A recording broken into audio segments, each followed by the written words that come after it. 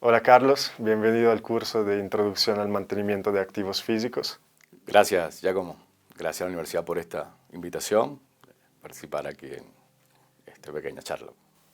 Bueno Carlos, entonces comencemos. Si nos puedes contar quién es Carlos Parra y en qué trabaja. Muy bien, bueno, en estos últimos años vengo trabajando con el grupo del profesor Adolfo Crespo de la Universidad de Sevilla, en la Escuela de Ingeniería Industrial, específicamente trabajando en temas relacionados con mantenimiento, fiabilidad, gestión de activos. Y bueno, previo a eso estuvimos casi 20 años trabajando en diversos sectores industriales, inicialmente en la industria del petróleo, y ya en estos últimos 5 o 7 años pues nos hemos diversificado a otras áreas, pero siempre muy ligados con todo este tema de optimización, de fiabilidad y mantenimiento. Perfecto. Y Carlos, arrancaría con las preguntas ahora. Y digamos que en el curso vimos que aprendimos a calcular indicadores de mantenimiento y quería preguntarte qué tan importante es el factor humano en la recolección de datos para después el cálculo de indicadores. Bueno, fíjense, esa temática del factor humano es justamente uno de los procesos que a veces es como el proceso olvidado un poco desde el punto de vista técnico, porque por supuesto siempre nos concentramos mucho en la parte matemática de la simulación, pero sobre todo a nivel industrial, el principal inconveniente no está en la parte matemática, porque ya todos esos modelos matemáticos de simulación están desarrollados. Donde normalmente existen las mayores falencias a nivel industrial es en el perfil de las personas que sobre todo necesitamos para que capturen los datos básicos, datos de fechas, datos de tiempos históricos, caracterización de los tipos de fallos, que es el insumo que se necesita para montar todas estas simulaciones. Y allí, lamentablemente, en muchas empresas primero no se identifica bien el perfil de esos técnicos, no se les da el adiestramiento adecuado, muchas veces se les impone simplemente el capturar un conjunto de datos y muchas veces estas personas pues no tienen idea del uso que se le va a dar a ese tipo de información y lamentablemente entonces esa recopilación no se hace de la forma adecuada y por supuesto, entonces toda esa información es la que luego arrastramos a los modelos de simulación, generamos indicadores, tratamos luego de tomar decisiones basadas en esos indicadores y entonces ahí nos comenzamos a dar cuenta que hay ciertas limitaciones o deficiencias porque el indicador no representa la realidad del activo físico. Entonces es cuando tenemos que retroceder a veces y nos damos cuenta entonces que el problema no es técnico, el problema está en ese factor humano que no lo hemos sabido adaptar a esa realidad y que asumimos que solo son problemas técnicos y resulta que no. Hay una gran componente de la variable humana que es la que está generando esas ineficiencias. Ok, y me parece muy interesante lo que dices y en particular hablaste de toma de decisión, ¿no? Entonces te quería preguntar con respecto a eso, ¿cuáles decisiones se toman a partir de los indicadores RAM? Fíjate, sobre todo lo que es el análisis integral, eso es otro aspecto importante. Las decisiones que vamos a tomar con los indicadores RAM, siempre tomando como referencia esos tres grandes procesos, la confiabilidad, la mantenibilidad y la disponibilidad. Un error que se comete justamente es cuando queremos tomar decisiones a nivel industrial, pero viendo esos indicadores de forma aislada e individual. Es muy común que, por ejemplo, en sectores industriales tienes a un gerente de mantenimiento prestándole mucha atención a la confiabilidad. Y sobre todo he citado la confiabilidad de primero porque ese es como el indicador que tiene más publicidad. No significa que sea el más importante. Se tiende a pensar erróneamente que ese es el más importante, pero resulta que no. Cuando se tienen que tomar decisiones de optimización a nivel industrial utilizando estos indicadores RAM, se tienen que calcular los tres indicadores y se tienen que analizar los tres y se tiene que integrar en el modelo de toma de decisiones el impacto que tienen esos tres indicadores, porque esos tres indicadores son totalmente dependientes, no son independientes. Entonces, cuando yo quiero, por ejemplo, generar una mejora de un plan de mantenimiento, casos básicos, en un proceso de planeación y programación, claro, yo tengo que interpretar el comportamiento de la confiabilidad de un activo para saber en qué momento voy a generar la intervención. Pero aparte de eso, entonces yo tengo que también luego analizar una vez que he definido a través de un indicador como la confiabilidad, cuándo voy a intervenir, ahora qué voy a hacer en la intervención. Entonces ahí entra todo lo que es el proceso de mantenibilidad, que es lo que voy a hacer para restaurar esa función. Pero luego entonces también, cuando yo estoy haciendo ese análisis, ahora tengo que entender cuál es la afectación sobre la disponibilidad en el proceso. Porque entonces ahora ya no es solo el ámbito de mantenimiento el que se ve afectado, sino es el ámbito de operaciones, de producción, porque ahora yo tengo que tomar decisiones que van a afectar, por ejemplo, una línea de fabricación, un proceso productivo.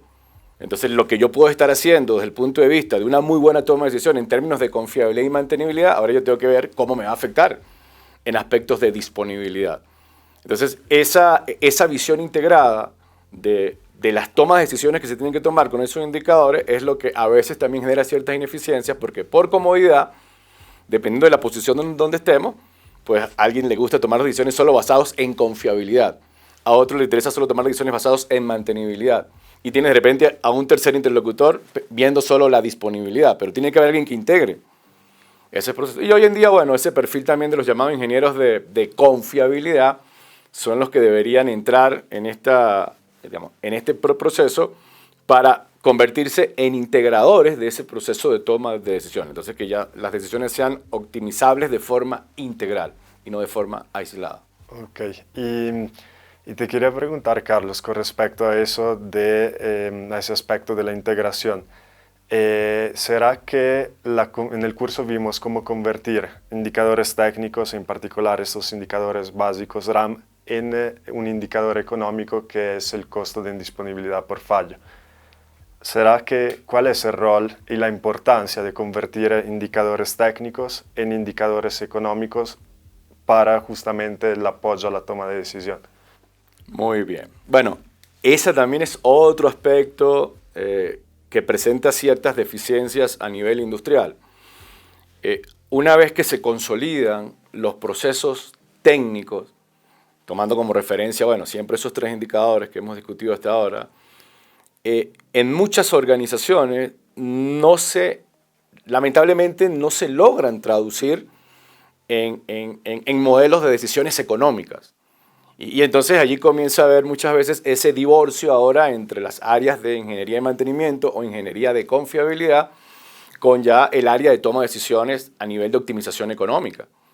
Entonces es fundamental que una vez que se tenga esa estructura técnica de indicadores básicos bien desarrollados, bueno, ahora ¿cómo necesito yo traducir eso en impacto económico? Porque esa es la única forma que luego la gerencia de operaciones o otras instancias, y ahora podemos ir hasta una gerencia de finanzas, donde ya estamos hablando de modelos de toma de decisiones financieras, necesitan que se haga esa integración entre los indicadores técnicos y indicadores de corte económico, para luego posteriormente dar un salto mucho mejor, que es sería como el eslabón final.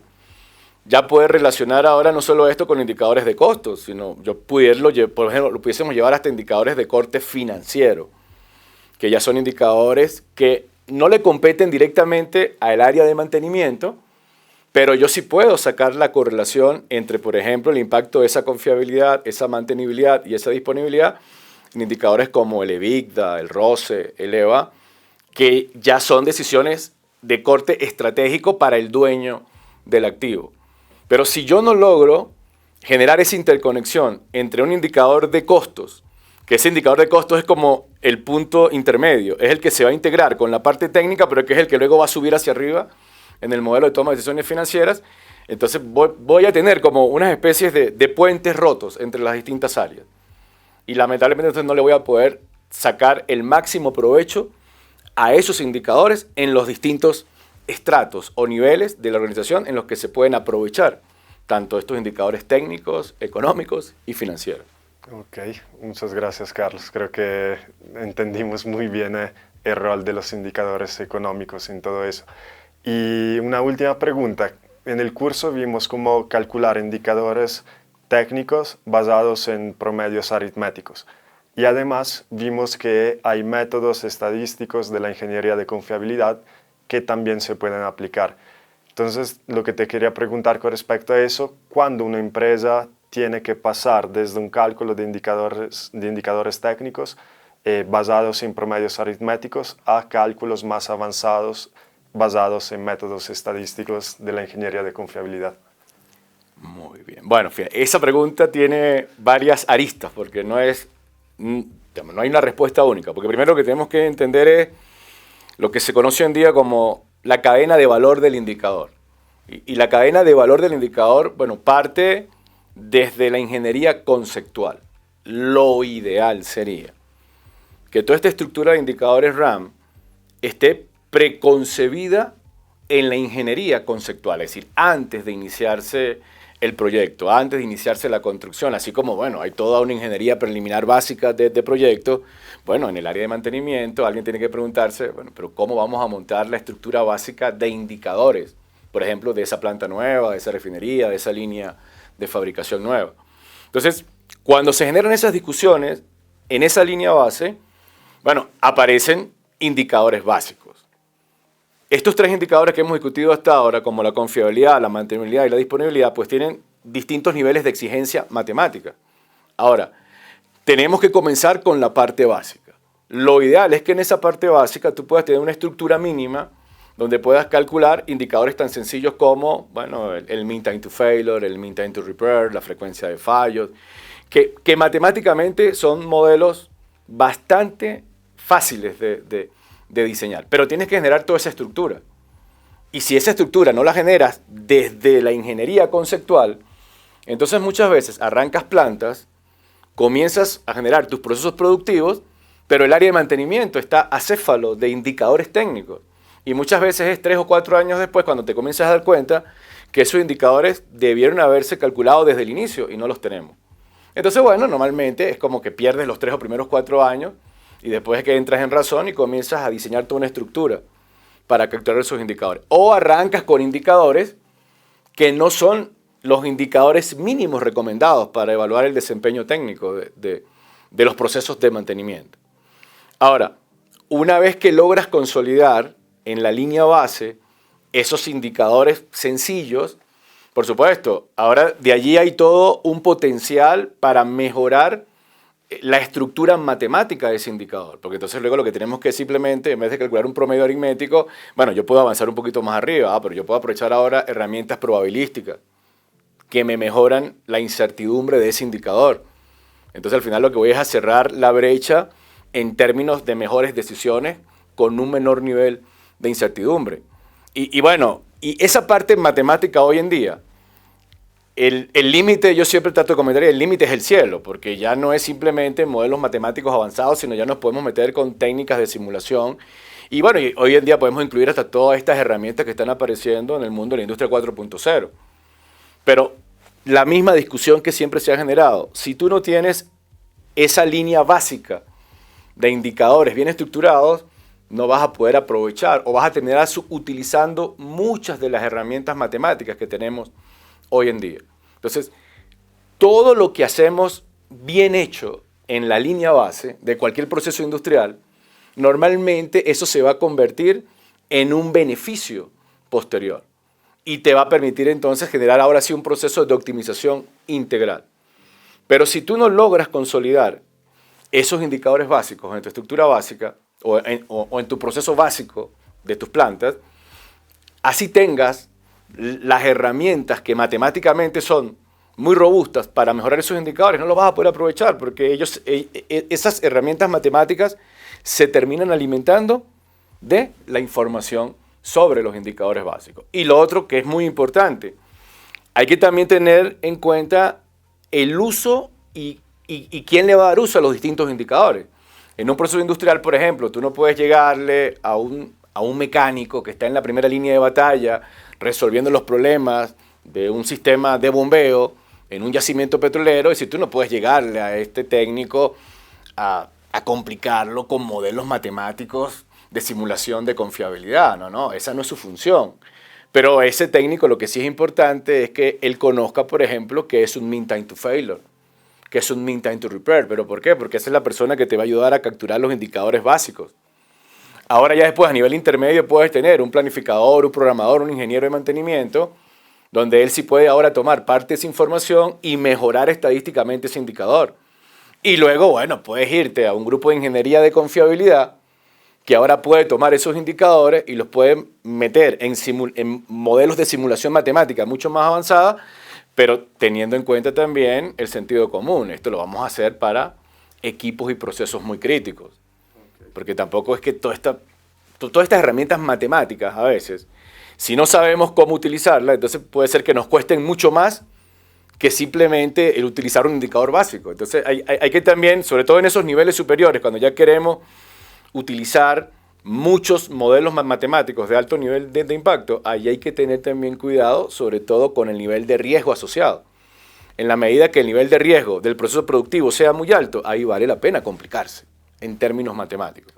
En la medida que el nivel de riesgo tiende a ser mucho más bajo o que la criticidad del activo sea mucho más bajo, bueno, allí con indicadores básicos es suficiente para tomar decisiones de optimización. Gracias, Carlos. Creo que ahora nos queda más claro cuándo se utilizan indicadores básicos y cuándo métodos estadísticos. Y por otro lado, gracias por compartirnos tu inmensa experiencia y creo que los estudiantes pudieran ver cómo lo que están aprendiendo se utiliza en la práctica industrial. Gracias, Giacomo. Gracias a la universidad por esta invitación y bueno, esperemos que los estudiantes aprovechen un poco y ahora entiendan un poco más lo que es el uso de estos indicadores técnicos.